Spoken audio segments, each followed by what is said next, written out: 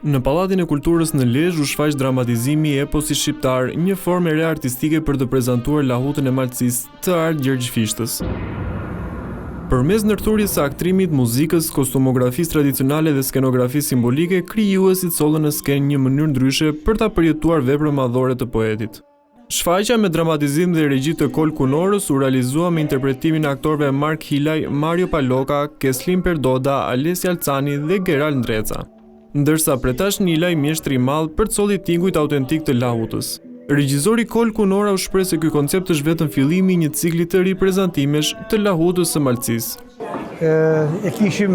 E kam pas detyrim me kohë që eposin e Malltë Fishtës ose si më thani Iliada shqiptare, lahuta e malësisë, me u vënë skenë disi më e plot, ajo është shumë e gjatë, sepse nga 20 e sa mijë vargje që janë, 800 vargje diku kemi rregullu. Jam mundu që më ndërthur ngjarje, jo të gjitha ngjarjet i kam kap. Sepse aty ka shumë ngjarje, po kam kap atë ngjarjet më pikante, të cilat lidhen, jam mundu me përfshi dhe pjesët që lidhen me Lezhën tonë. Edhe për aktorët, interpretimi i kësaj vepre mbetet një sfidë për nga thellësia e gjuhës dhe emocionit që kërkon, por një mënyrë e denjë për të ringjallur Fishtën në skenë. Në fakt ishte diçka interesante dhe e veçantë nga herët e tjera.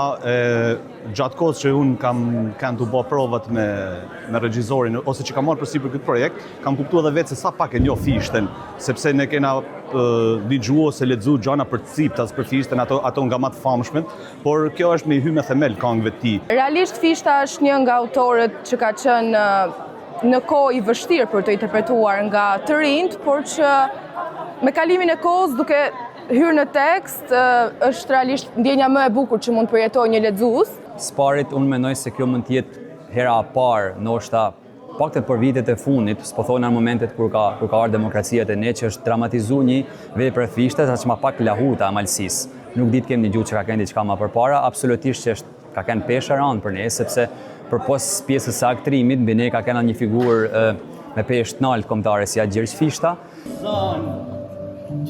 Sipas aktorëve, kjo mund të jetë hera e parë në vitet e fundit që dramatizohet një vepër e Fishtës. Ky projekt kulturor pjesët e torit fishtian dhe i mbështetur nga Bashkia Lezhë synon të sjellë trashëgiminë e poetit kombëtar në një formë bashkëkohore dhe të ndjeshme për publikun.